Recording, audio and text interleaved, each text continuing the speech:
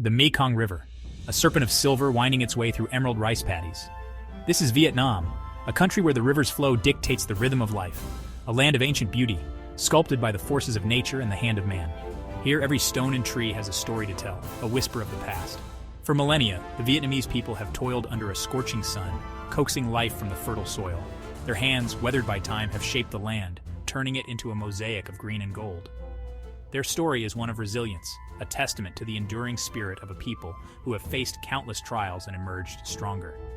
In every village, in every field, the spirit of perseverance is palpable. From the mist-shrouded peaks of the north to the vibrant Mekong Delta, Vietnam's history echoes with the whispers of dragons and the clash of empires. The legends of dragons are not mere myths, but symbols of the nation's strength and unity.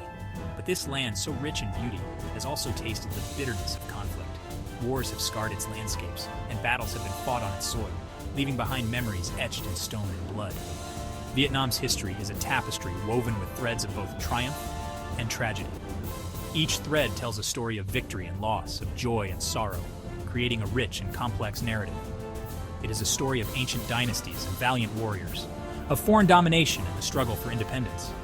The bravery of its people is immortalized in tales of heroism and sacrifice. It is a story that speaks to the very soul of a nation that has risen from the ashes of war to embrace a future filled with promise. The skyline of modern Vietnam stands as a testament to its resilience and hope. This is the story of Vietnam, a land where the past and present coexist, where tradition meets modernity, and where the future is being forged with every passing day. A land forged by rivers and dragons, where the spirit of freedom burns bright. The legends of dragons are not just stories, but a reflection of the indomitable spirit of the Vietnamese people. A land where the echoes of the past still resonate, reminding us of the sacrifices made and the battles won. The monuments and memorials stand as silent witnesses to the nation's journey. It is a story that continues to unfold, a testament to the enduring strength and resilience of the Vietnamese people. From bustling cities to tranquil villages, the spirit of Vietnam lives on, vibrant and unyielding.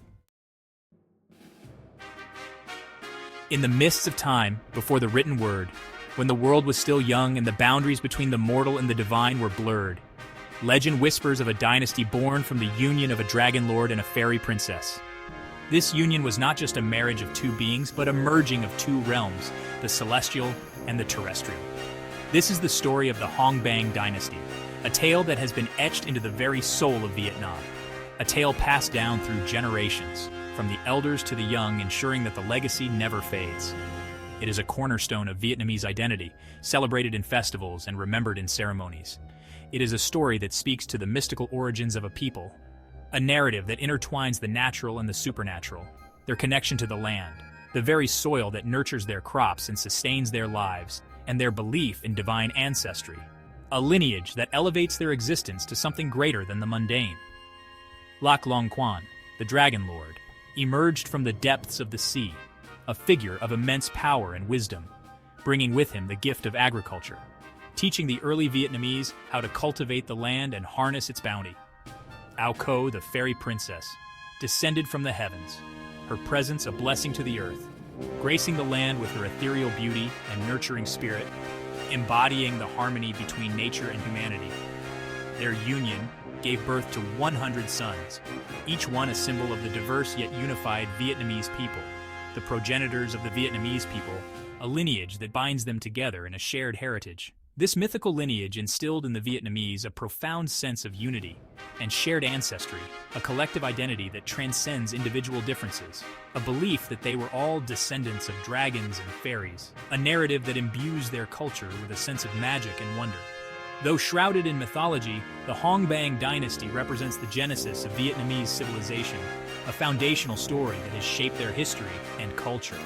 It is a testament to the power of storytelling, the ability of tales to transcend time and space, to the enduring legacy of oral tradition, a practice that has preserved the essence of their identity through the ages, and to the importance of myth in shaping national identity, providing a sense of continuity and belonging.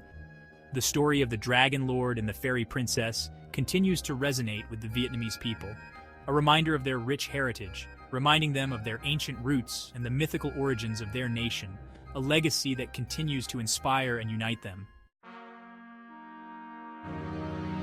From the mists of legend a nation began to take shape.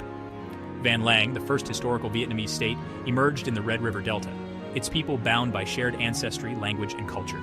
This marked a pivotal moment in Vietnamese history, a transition from myth to reality, from scattered tribes to a unified kingdom.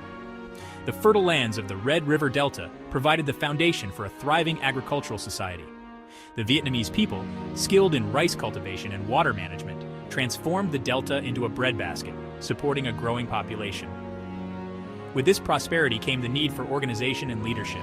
Thus, the Hongbang dynasty, transitioning from myth to historical reality, established a centralized government, uniting the various tribes under their rule. Van Lang, though long faded into the annals of history, holds a significant place in the Vietnamese consciousness. It represents the birth of a nation, the emergence of a distinct Vietnamese identity. The legacy of Van Lang can be seen in the rice paddies that still blanket the Red River Delta, a testament to the enduring agricultural traditions of the Vietnamese people. Section 4, the Iron Will of the Trưng Sisters. The year was 40 AD. A foreign power, the Han Dynasty of China, had cast its shadow over Van Lang, seeking to absorb the fledgling nation into its vast empire. But the Vietnamese people, fiercely independent and proud of their heritage, refused to submit quietly. From the ashes of conquest rose two extraordinary women, the Trưng Sisters, who ignited a firestorm of resistance that would forever etch their names in the annals of Vietnamese history. Trung Trac and Trung Nhi, daughters of a Vietnamese nobleman, witnessed firsthand the brutality of Han rule. The unjust death of their father at the hands of a corrupt Han official fueled their rage and ignited their desire for revenge. They rallied the Vietnamese people, appealing to their patriotism and their longing for freedom. Men and women, inspired by the sisters' unwavering courage, flocked to their banner. The Trưng Sisters' rebellion was a testament to the indomitable spirit of the Vietnamese people. It was a fight for their land, their culture, their very identity. Though their victory was short-lived, their legacy lived on, inspiring generations to come to resist oppression and fight for their right to self-determination. Section 5. Centuries of Struggle. A Dragon's Defiance.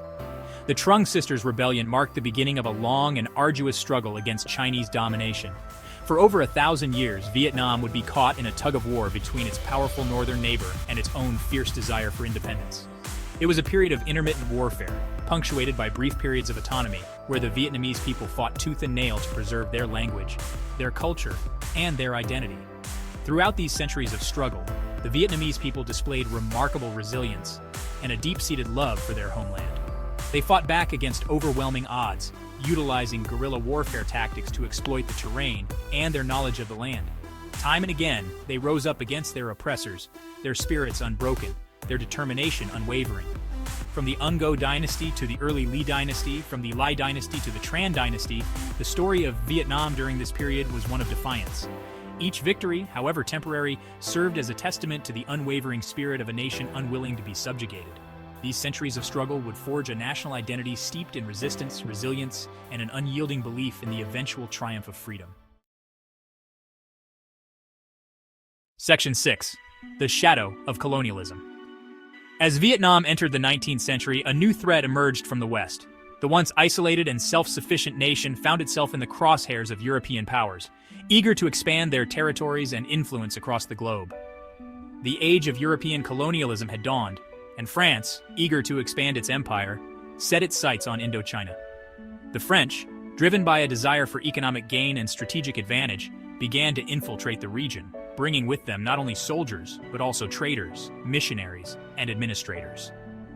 Under the pretext of protecting Catholic missionaries, French forces gradually tightened their grip on Vietnam, culminating in the establishment of French Indochina in 1887.